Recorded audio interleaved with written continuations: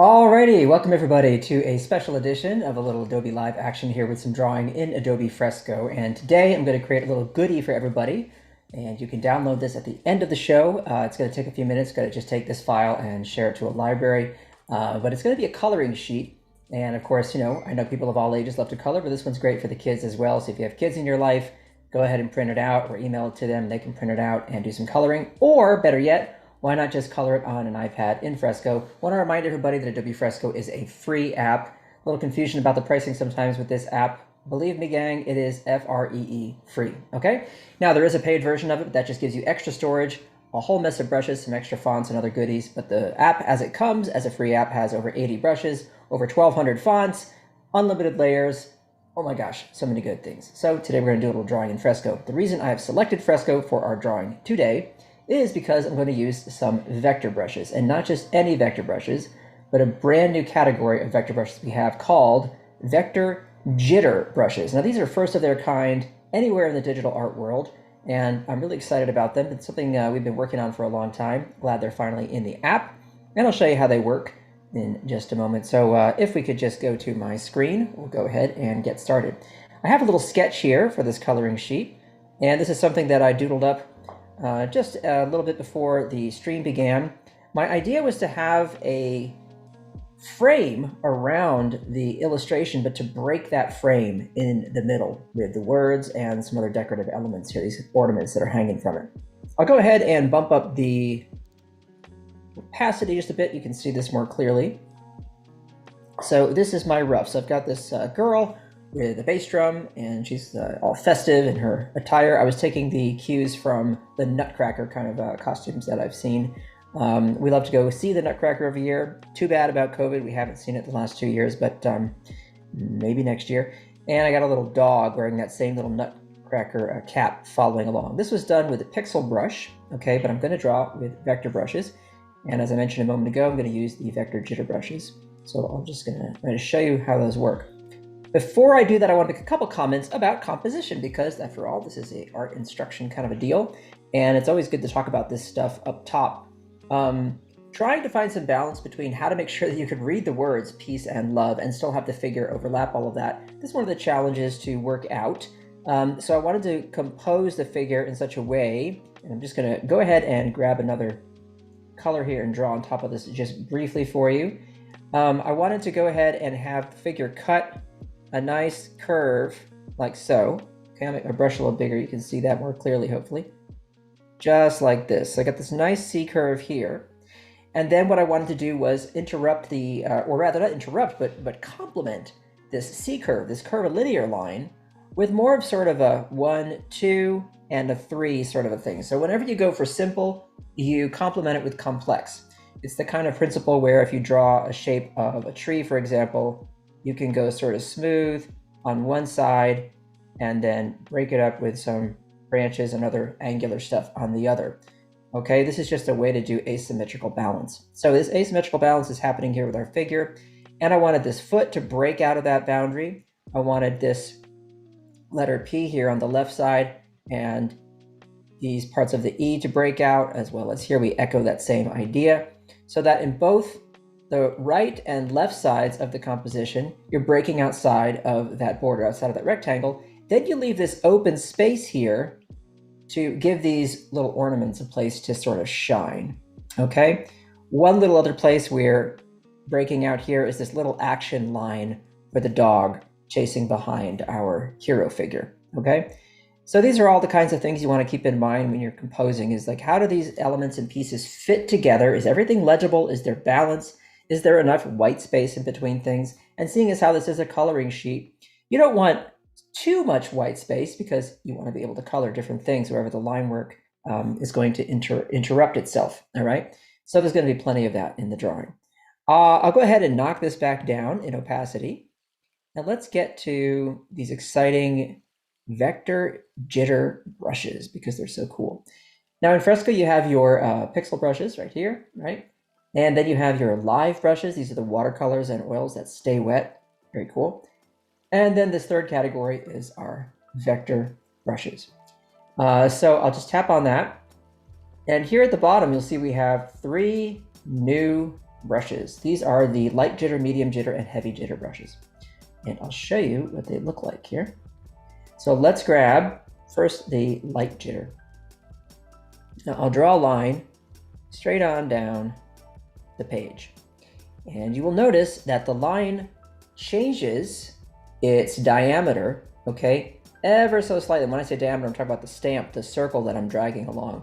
Okay, so if we're not talking about circles, we're just talking about the width, okay? Think about the width of the line. See how subtle it is? It changes as you draw down, all right? And this is going to happen randomly, so you're not going to get any two lines that look identical to one another. That is the light jitter. Now, if I switch it over to the medium jitter, let's look at the difference. Draw a line. See how much more bumpiness we get in that line? Fantastic. And then, of course, as you would expect, if I go to that heavy jitter, and I'll go ahead and bump that size up so it's fairly consistent. Look at all that. So, 3 different choices. Now, don't worry, we wouldn't limit you in any way, but we did want to give you some defaults that are easy to use. However, if you wish to adjust any of these brushes, maybe you want something in between medium and heavy for a project, tap down at the bottom left of the screen here. See this? This is my brush settings. And towards the bottom, just above where it says stylus pressure, you see shape dynamics. And this is where I can decrease the jitter distance just a bit. And that is going to give me a brush that is in between the medium and the heavy, okay? So you can play with these settings to your heart's content until you find what you like. But I really like the defaults. We worked hard to make sure that these defaults kind of fit the bill for everybody, okay? I'm gonna go ahead and reset that to its normal size and bump it up to about 24, 25 pixels. For this illustration, that's gonna be about the line weight I want. Remember, with pressure, I can get a thinner line, right? Heavy pressure, thicker line, all right? So we do still have those controls. For those of you who are unfamiliar with what vector brushes are brushes that allow you to create illustrations that are infinitely scalable, okay? So if I were, for example, to zoom in on this sketch that I did with pixel brushes, you're gonna see all this pixelation happening as I zoom in, okay? Now, why don't we just draw a little vector line right next to it? Look at the difference. No pixelation, okay? None whatsoever. So, infinitely scalable art.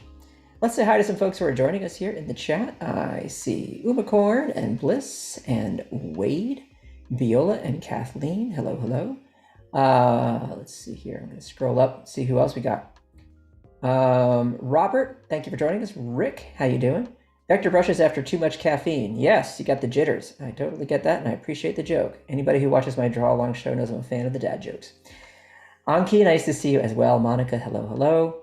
And Afroha, and Richard, and wow. Oh, so many nice folks. Nice folks joining in. Thank you, everybody, for being here. All right, why don't we carry on? So here we go. I'm going to start drawing over this sketch using the medium jitter brush, okay? And by the time we're done with this little show, we are going to have a coloring sheet for everybody to enjoy. Now, the style of this illustration is inspired by sort of the mid-century advertising kind of art that I just love to look at, you know? It's a lot of line art, and you ignore things like perspective and stuff like that whenever it suits your needs, okay? And that I find to be a fun thing to do. After all, it's a drawing, it's not a photograph. So when you think about the design, if it's fun to go ahead and ignore the rules of perspective and proportion and all that other good stuff that we normally say is so important, you can just throw that out the window in service of the design. Now, as I'm drawing the hair, what I'm thinking of is doing this sort of overlapping thing where here it's going to cut in. See that? And what that's doing is just creating a nice pattern.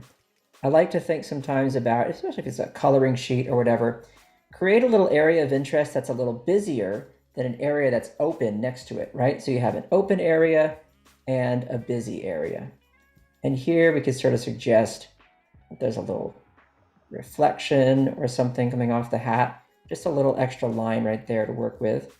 You can decorate these as much as you want. If I wanted to, maybe I could do something like this. Just add another little detail. These are things that aren't in the sketch, and it doesn't matter because when you get to the final drawing, the sketch is there as a guide. It's not there as something that you have to be so strict about, right? All right, and speaking of that, I'm gonna make this eye bigger than it is in the little sketch there. So I want it to be bigger. There we go. And I'm gonna move this one over slightly. I'm never too worried about breaking a little bit from the sketch. There's no harm in doing that. Lighter weight here for these little circles on the cheek, okay? Carry this line straight on down and connect to the neck. Now, in the sketch, what I did was I went ahead and I completed the head under the neck, but I might just leave it like this for now, okay? Other things you can do because it's a drawing are you could, for example, draw an eyebrow over a line of the hair, and then the other one could go under. You can break the rules where you want, right? So here I want to draw it over, and there I want to draw it under. It doesn't matter. That's the beautiful thing about drawings. I want to make a longer ponytail and make that more of an S curve. And then I'm going to have the lines of the hair overlap each other now and then and create some interesting little patterns again, like that. Okay, that kind of gives this impression of some of the hairs twisting around one another. And I like that again because it is a coloring sheet that gives people the opportunity. Maybe you're going to go and color in between each of these areas where the line work is separating each section of that ponytail with a slightly different color. That would be a cool thing to do. Maybe you want to give this person pink and blue hair. So it could be pink and blue. Or maybe you want to use more analogous colors. So maybe it's just like a pink and a reddish orange, or pink and a light violet or magenta, who knows? Lots of cool stuff you can do when you add color to an image, right? Now for this strap of the drum, I'm just gonna go ahead and open that up. Okay, so it's no longer solid black. I'm gonna leave it open for now and see how that looks as I get further along, okay? There's that little shoulder pad. There's a name for those, and I know I've seen it before, but I can't remember. I want to say that part of the word is P-E-L-L-E. I don't know. Notice I'm separating out that section of the belt there, and I'm going to flare the coat out a little further here, like so. I'm going to flare that coat out. And I'll change the O that's behind it so we don't have a tangent right there. We don't want our lines bumping up against each other and creating a tangent where we can't tell what's in front of something else. You want to be able to tell what's foreground, what's middle ground, what's background, right? And I'm going to change the fingers here, come down, and then separate again for the pinky. I always liked that arrangement of fingers. Partly inspired by a lot of the great Renaissance paintings from the Italian Renaissance. We're talking Florence, Italy, where artists like Botticelli and Michelangelo and Raphael and Da Vinci, you might have heard of him, were busy really playing around with what makes something beautiful, right? When you're thinking about painting, how do you make something nicer than what we see in the natural world? How do you make it better, more beautiful, right? Okay, there we go. So far, so good. So you can see the quality that you get with this brush. It's so nice to get those little bumpy bits. I love those. I know that every line I draw is going to go in the direction I want, and it's going to create generally the shape that I want, but I also get these lovely little unexpected moments where it just flares out when I don't expect it, and that is just so lovely. It's the kind of thing, I mean, I could never make this happen without the assistance I'm getting from Fresco, where it's just doing it by itself. It's just doing it. It's so fun. All right, so instead of little plain old stripes, which I think is boring, I'm gonna do this. Let's do that. I like that better. Like I said, change your mind. Do something spontaneous. You have the sketch there as a rough guideline of what you can do, but you do not have to stick with it so strictly. Don't be so strict.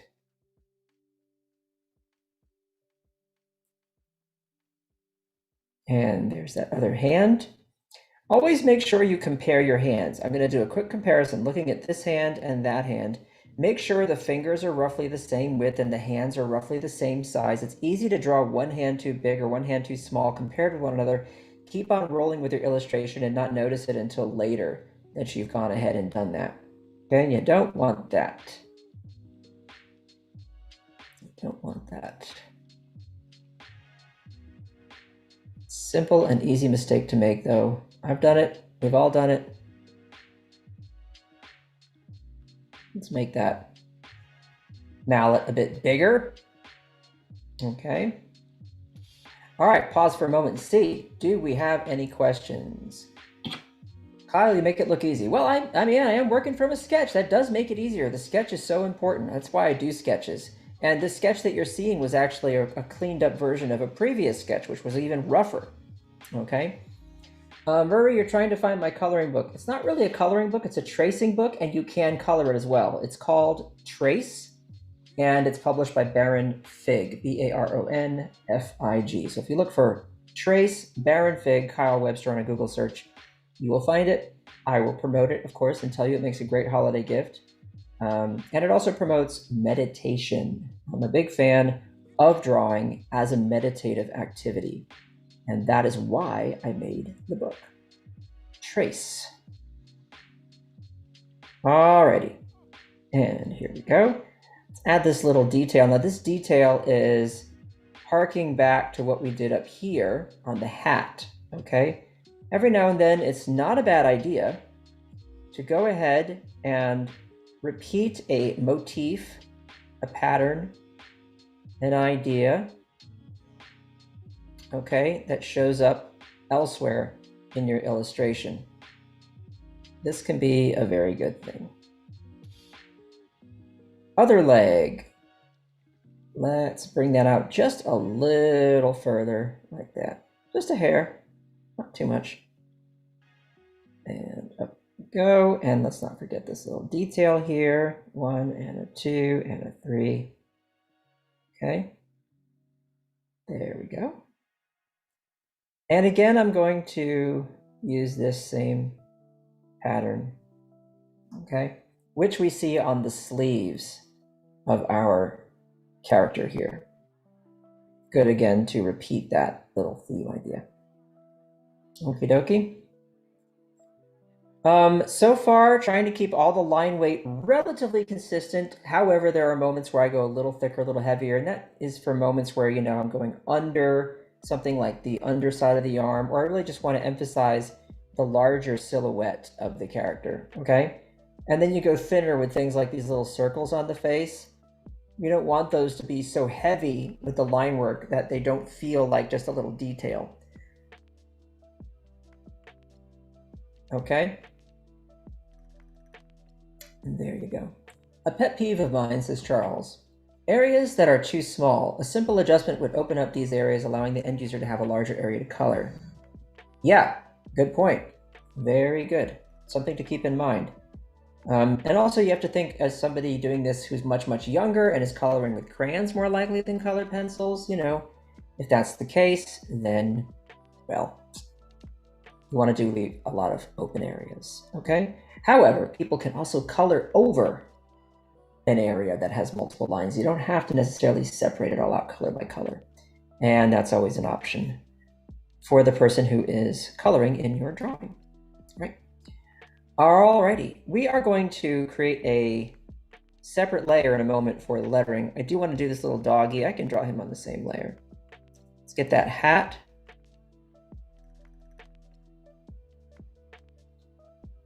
And I'm probably going to change the shape of his head a little bit. I like that better.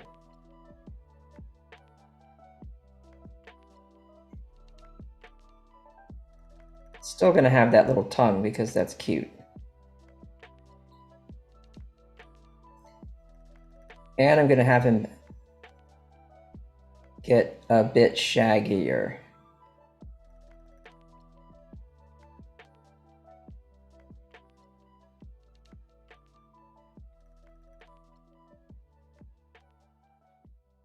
Like so.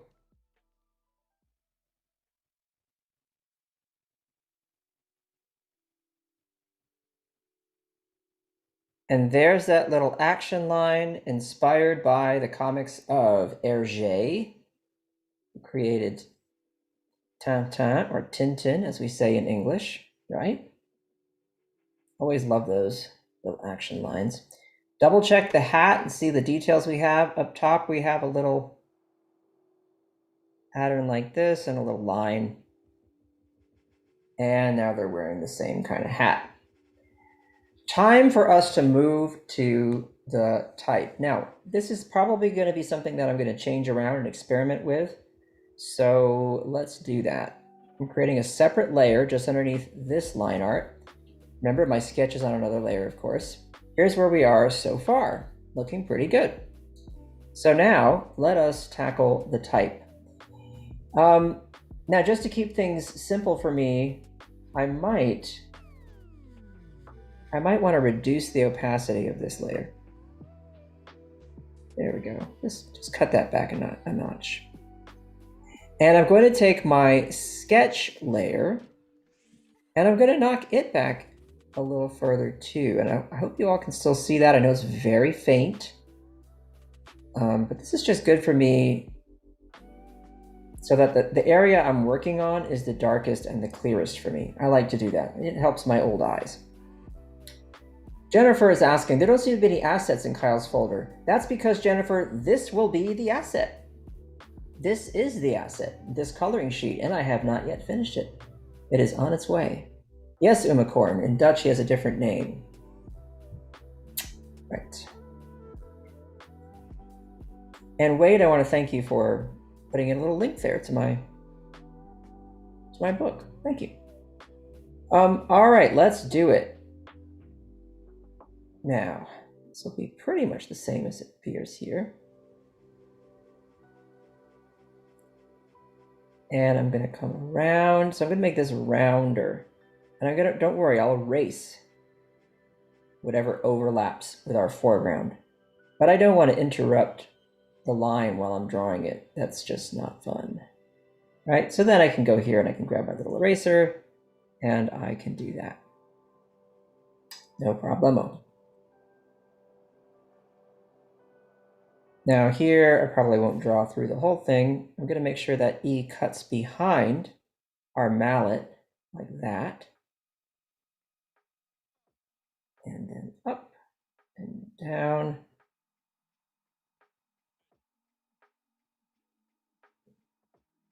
See, I'm just changing it slightly from what we see in the sketch.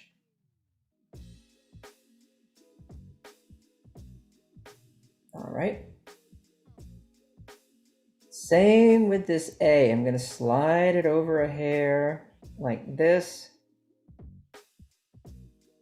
Gonna poke up there. Let's draw through that so we get a nice straight line. And down here, making sure not to hit that corner. We want to avoid our tangents. And up, around, and over. So that's dangerous. That's very tangenty right there. So probably what I'll do is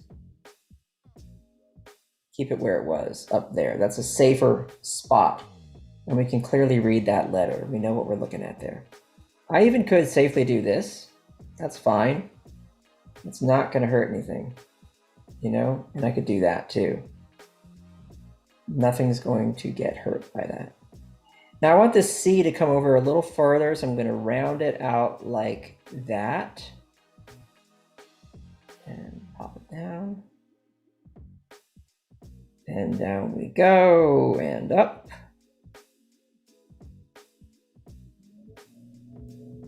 There's our C.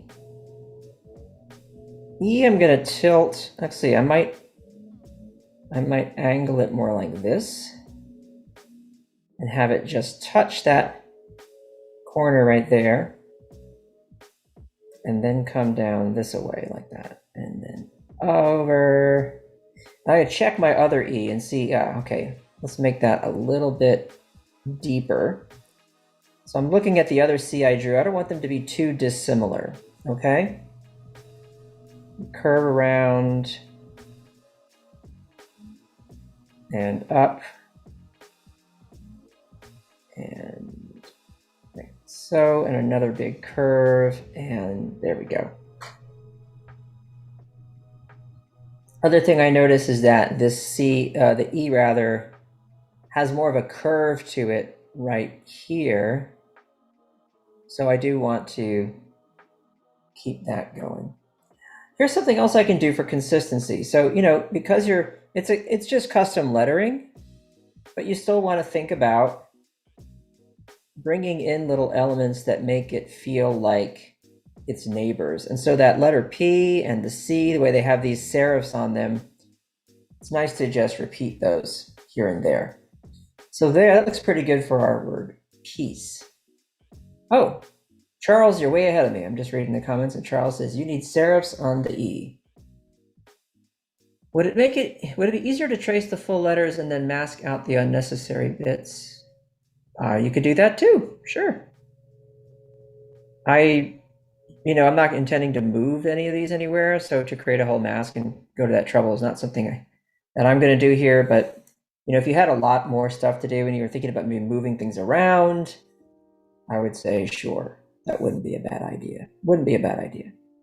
Okay. Kyle, can you explain what tangents are? Yeah, so let's just be safe here. Save now. I will show you. I'll hide these for just a moment. And here are examples of tangents. I have hang on a minute. I have a house. Okay. And this is not a tangent. Look, I say I'm going to put a ground plane behind it. So far, so good. But then what if I do this? I say there's a mountain range behind it. Okay, mountain number 1, mountain number 2. Oh, and it just happens to break right there to the 3rd mountain. This is a tangent. What I've done is I've flattened out the illustration. I've eliminated any idea that there's any depth there, because now the mountains don't feel like they're behind of or in front of our house. So of course you fix that by placing the mountain behind and then having it go up here. Okay. And now you get the impression that's somewhere in the distance, that's behind. Okay, that's a safe spot to do that. That's one kind of tangent. Another might be if you're doing a comics panel, here's your panel, and you have a character standing there.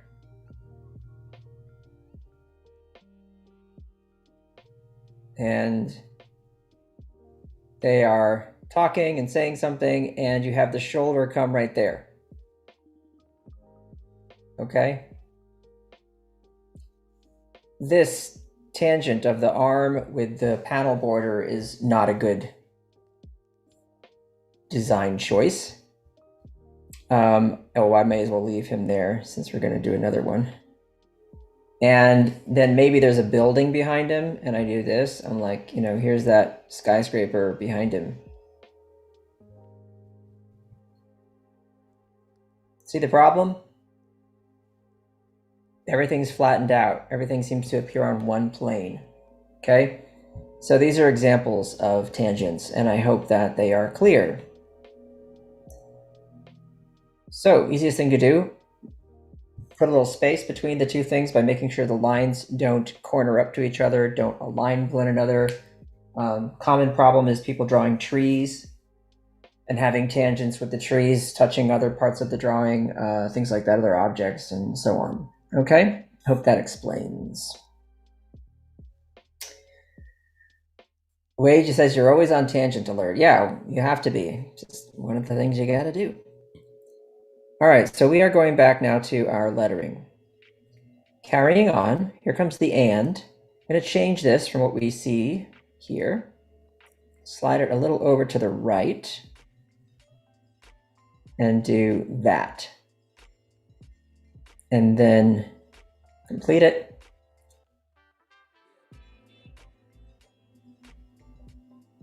And there's my N.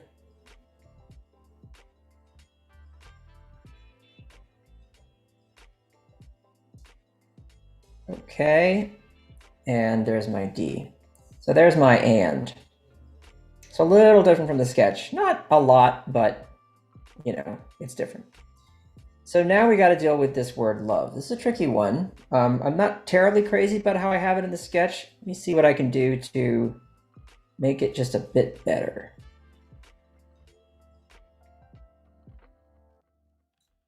All right, we're coming through here and we are going to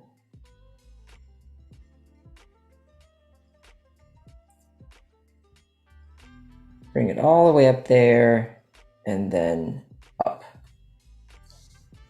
There it is. So I might want to do this. I might want to curve slightly that bottom line so that we have a little bit of a connection to the E's up at the top. Not quite as much of a curve as that. There we go. I like that better. We're going to, and I know I was talking about tangents, but for my lettering, I do want actually a lot of these to touch so they connect in an interesting way. Although in some cases, I guess that's not going to be possible. Here, probably it's not going to work. All right, let's pass that through and around and up right there.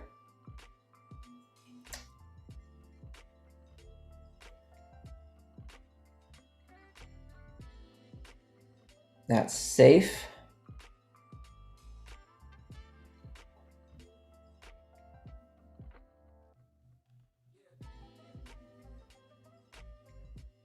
And this might be an interesting way to handle this V, to make it smaller. I don't know.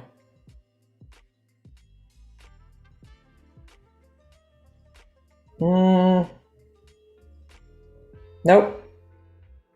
It's not working for me. Here's what I'm going to do.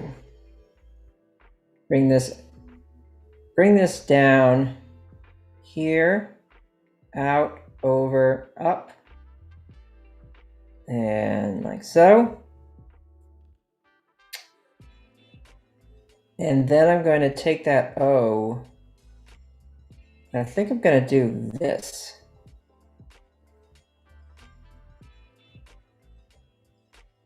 Pop it over here like this. Okay. That might be the safest way to go. And we'll see in a minute when we look at everything together, how that all feels together, okay? The beauty of working digitally, you can just keep on playing and experimenting and trying things until you arrive at the solution. It's so wonderful. And don't get me wrong, I love working traditionally, but there's so much planning I do ahead of time to ensure that I don't get stuck in a nasty spot where all of a sudden I have no options. I can't change anything.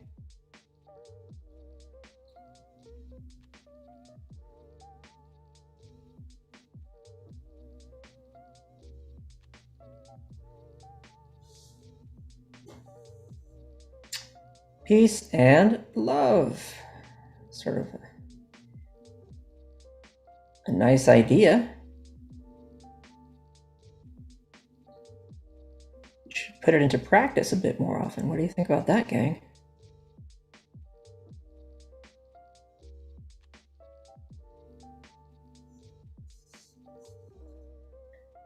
There you go.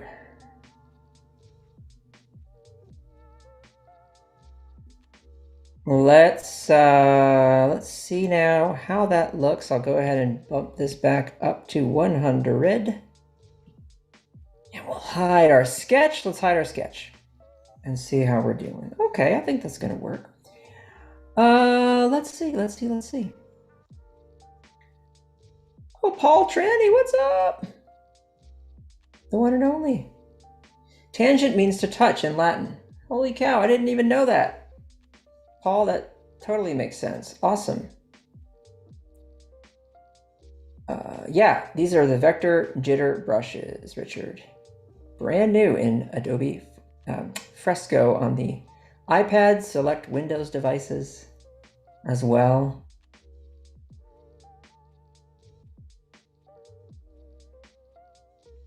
If you're really crafty, tangents can be used for good, not evil, says Kimmy. Well, I'm a little scared of them, but if you know how to do that, that is impressive. This is why the sketch is not the drawing, says Wade, because you're solving problems with every iteration. Bingo. Salut Delphine. Merci d'être ici encore avec nous. Delphine joined my stream earlier this morning where I was struggling to speak French. Always a good time. Now, look at this. Hey, gang. Speaking of tangents. Woo, boy. That's a dangerous one right there. Let's pop that boot up here. Make it longer. Like so. Okay, we'll go ahead and do the same over here. We don't want that. We do not want those. All right. Excelente. Now, we're almost there. We need some decorations, don't we?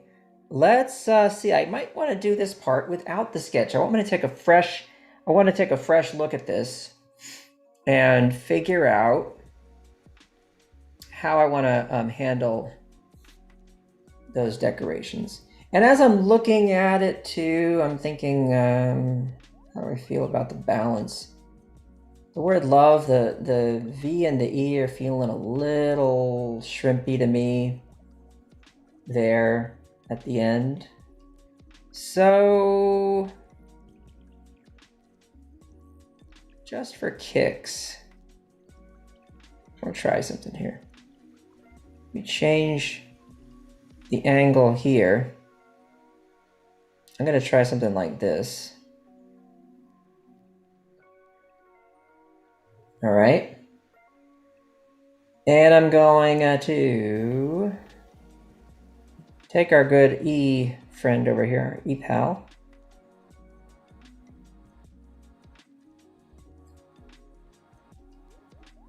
It's a constant thing. You're constantly iterating, as Wade was just pointing out, right? You've got to find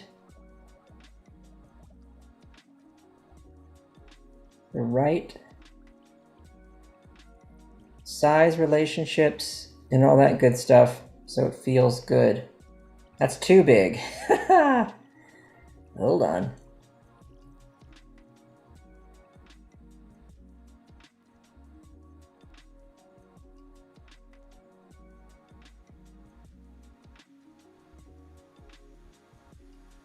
All right. I think that's a little better. Also gonna give this a bit more juice down here. Let's go this way. Let's drop it down.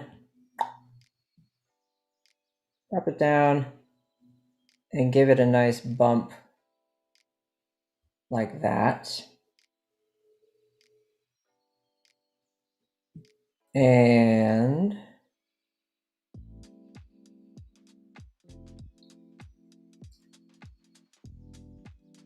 Going to then do this. I'm going to connect that there.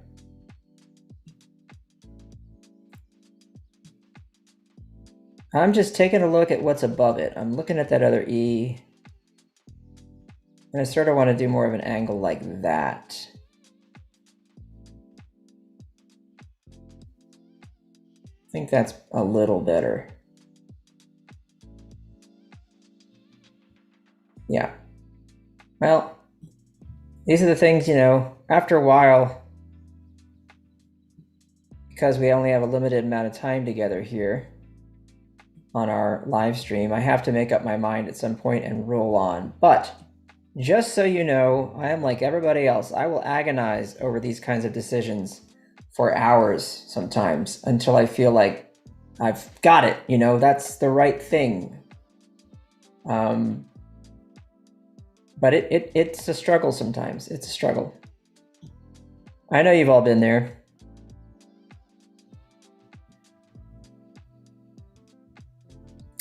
For now, I think I'm gonna have to say let's go, because I'm gonna have to skinny this up a little bit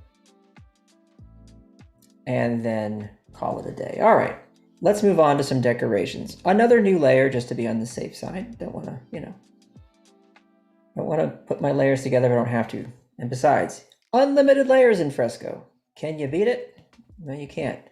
Let's chunk up the line right there on the face just to give it a bit more distance from the lettering there. It's a good move. Coming back down here, so I'm gonna do some nice little ornaments. Here is one. Whoop. Like that.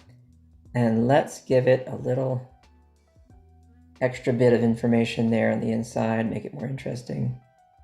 And some of these will just be circles, okay? And you can do stuff like that. Can hang one from here.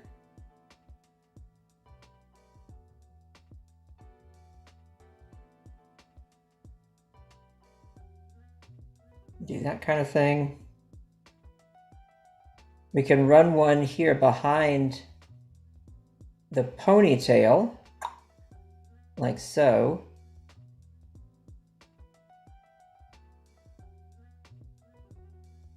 Okay, so we're making the most of each little bit of space here, okay? Now it's not about cluttering it up, okay? We're not trying to clutter it up. We're just trying to add some information in these open spots.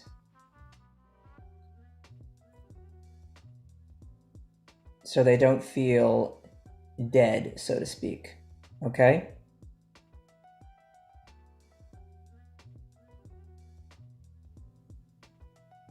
Like that. And we're looking for balance. So small, medium, and large, okay?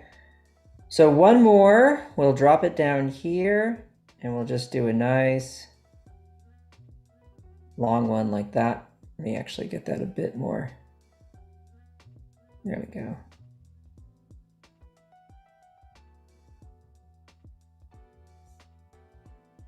Too repetitive to the one on the left, so we will change that to this there. All right, so looking at that feels pretty good. I could probably sneak in one little one right here, and I think that makes a difference right there.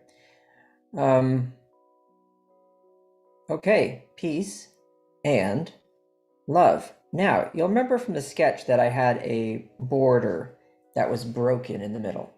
So here's where, you know, again, you use layers. I can go ahead and I can use that same border, or I could make two versions of this, one that has the border and one that doesn't. It depends. I think both could work, right? But what I liked about the border was it gave me the opportunity to add some snowflakes and some other things up at the top area and then leave the bottom open. Either way you could do it. I'm going to try with the border first. So I'll add another layer, and this time I'm going to draw with just a standard vector round brush. I'll increase the size a bit, so the thickest line I get is like that. Might want that to be a little smaller. Let's see how that feels. That feels pretty good. Let's reduce that smoothing a bit. And in order to draw a straight line in Fresco, you can use a ruler, of course. That's a good option. And I might do that, but I also want to show you that you have the option to do snap line. So I can start up here and I can draw my line down to where I want to end it, okay? And just wait for a minute, see that? And then it snaps to a straight line.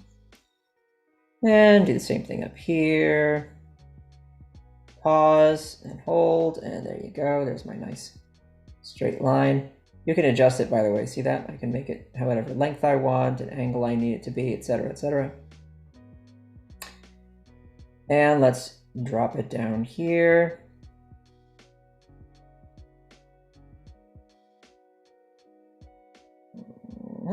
Like so. And then we'll just connect here. There's our little border. And I can reposition that however I want. So I think that feels pretty good. I can also, of course, because this is vector art, make it a little bigger and then make it narrower like this. So I can have it do that thing like in the sketch where it gets cut off.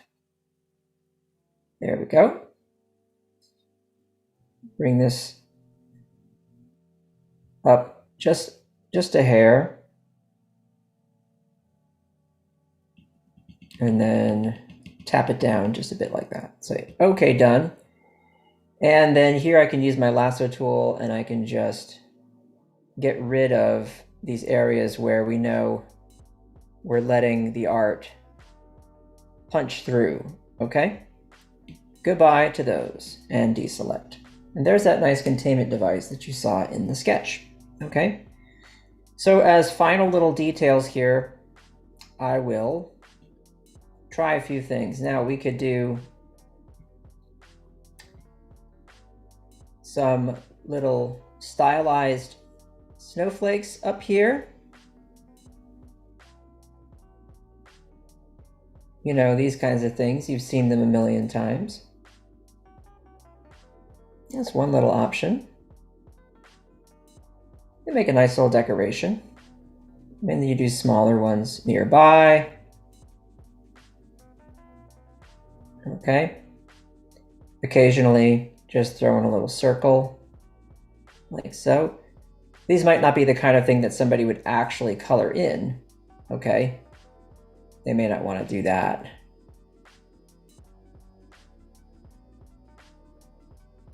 I'm just going to be creative with how these all look. Make them slightly asymmetrical, like the style that we're emulating from that old advertising art, you know?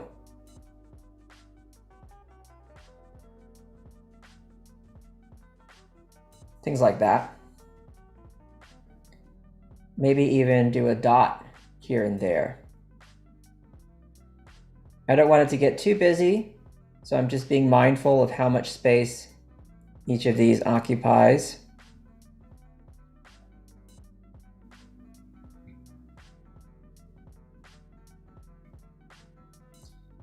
And do a long one here.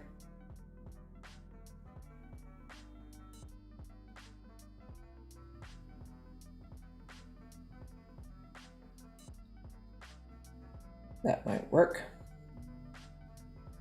Maybe this one has those same little doodads.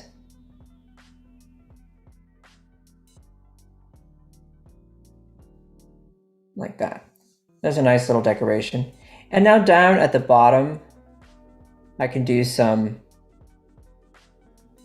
little lines that suggest maybe that our character is walking in the snow. Put little shadows under the dog and the main character.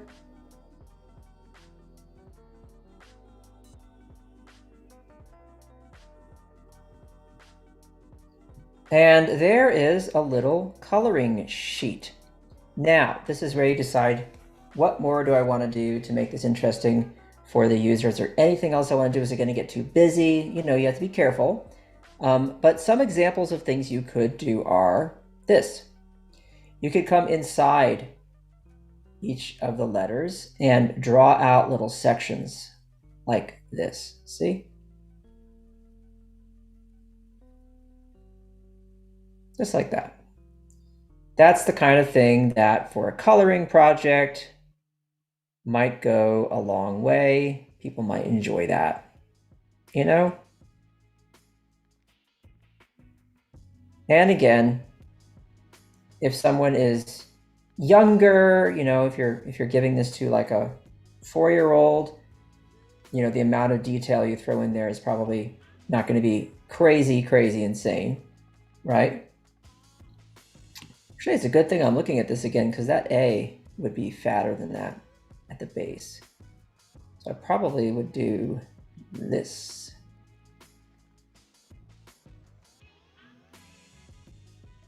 That's probably what I would do.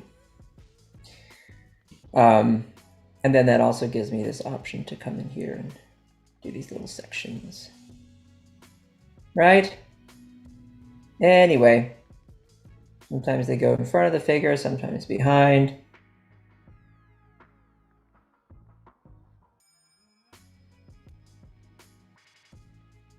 You might find that you do something like this and it's just too busy.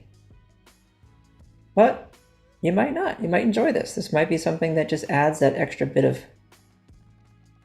wow to your project.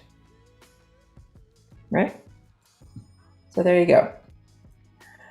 Lots of other things you can do, add some patterns and whatnot. I'm going to leave it as is, just like this. I'm pretty satisfied with it. I think it's going to work like this. You know, maybe last little thing we do is just that kind of thing.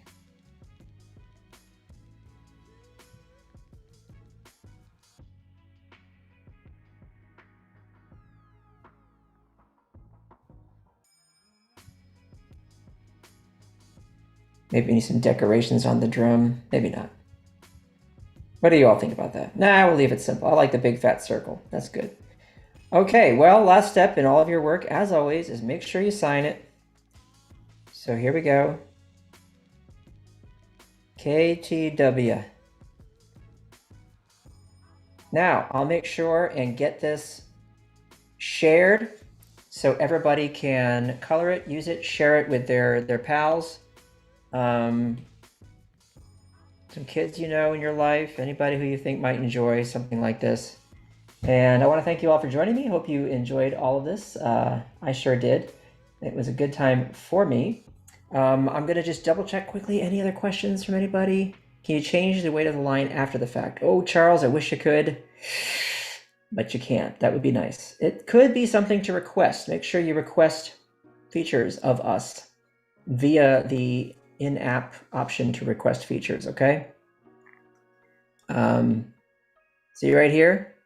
This little question mark at the bottom, it says suggest a feature.